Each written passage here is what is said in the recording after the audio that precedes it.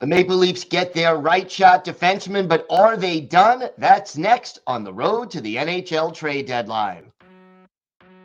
The Locked On Podcast Network presents the NHL trade deadline.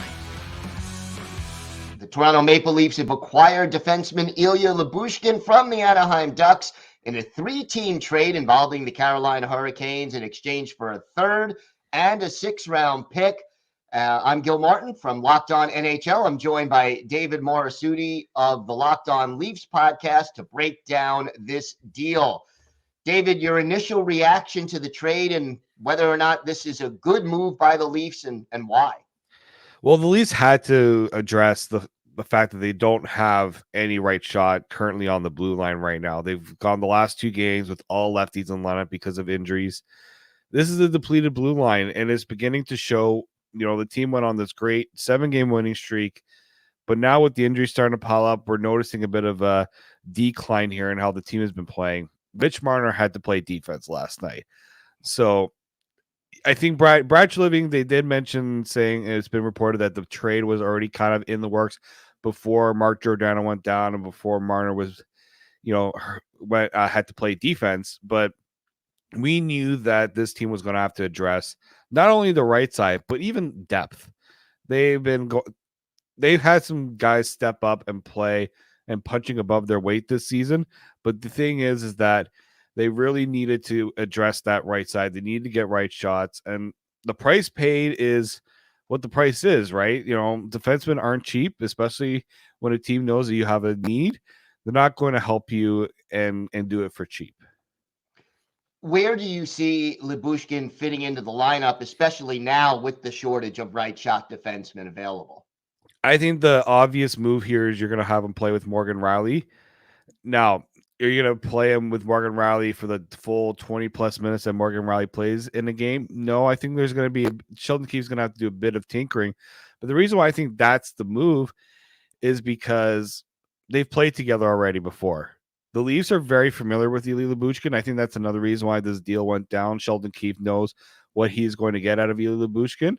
So I do think that playing with Morgan Rielly off the hop would be the best option because Morgan Rielly's been the one that doesn't have that steady partner right now.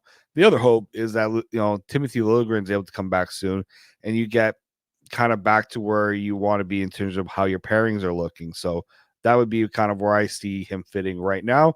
And then if they make another move, he could be a depth option. Do you like the value of this deal, especially considering the 75% salary retained?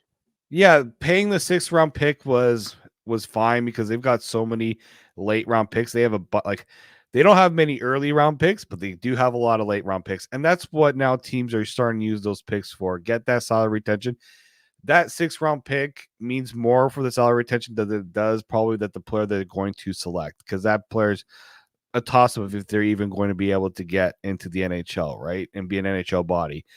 The 3rd-round pick, look, I know some people are going to say that seems like a steep price, but looking at a value of a 3rd-round pick, it looks like a high value on paper, but when you actually see how many players in the 3rd round are actual contributors at the NHL level, it's very minimal. The Leafs have really only had 2 in the last 10 years, I'd say, that have been key contributors. One right now on the team, Joseph Woll, pretty good player to get in the 3rd round. No doubt about that. Goaltenders generally, 3rd round pick is where you like to get a goaltender like that. And the other one's Carter Verhaeghe, who's not even on the team anymore. But it just shows that would you rather take a flyer, get a 3rd round, keep that 3rd round pick, maybe get a guy who might make the NHL? In this case, in the Leafs case, there haven't been many. Or do you go out and get a guy who fills an immediate need right now and can play in the NHL? I think when you're in a position that the Leafs are in, you're going to go for the sure thing rather than the potential option of maybe this pick can turn into something. Makes sense, especially when you're where the Leafs are right now. Trade deadline is 1 week away as we record this. Do you think the Leafs are done shopping for upgrades? And if they're not done, what else are they looking to add? Yeah, I think, look, Ilya Lyubushkin doesn't solve all their problems. The big problem is that they need to get, like, Chris Tanev was the name that everyone's been hearing about. And so with the follow-up to the Chris Tanev trade being a Ilya Lyubushkin trade, I know it seems very underwhelming. And it is, in a way, right? Chris Tanev is a better player than Ilya Lyubushkin. There's no doubting about that. Problem is, did Calgary want to trade Tanev to Toronto and help their old general manager out? It didn't seem likely. The Leafs did not have the assets that the Flames are looking for Tanev. They, as Craig Commerce said, they weren't exactly looking for picks. They are also looking for young players, and every team values prospects differently. So but the Leafs still need to upgrade that right side. If they can even upgrade a pairing, and like they were trying so hard to get the Tanev Zadorov combo, right, to show that they were in the market for multiple players. And there's still names out there that I think they're going to look at. They still have this year's third round pick, which actually was from the Islanders. So that could be an option to throw out there if they need to add another one. But again, a third round pick, as we now know, doesn't exactly fill a top end need.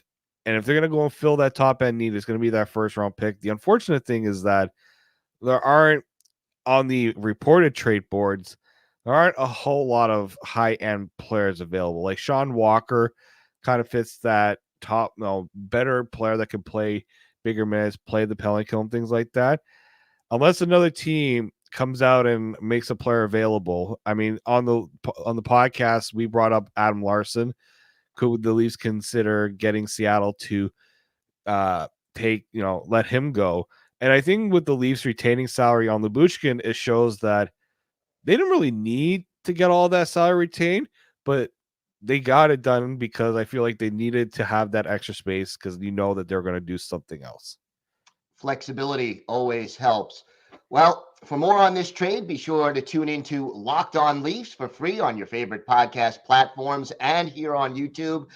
Part of the Locked On Podcast Network, your team every day.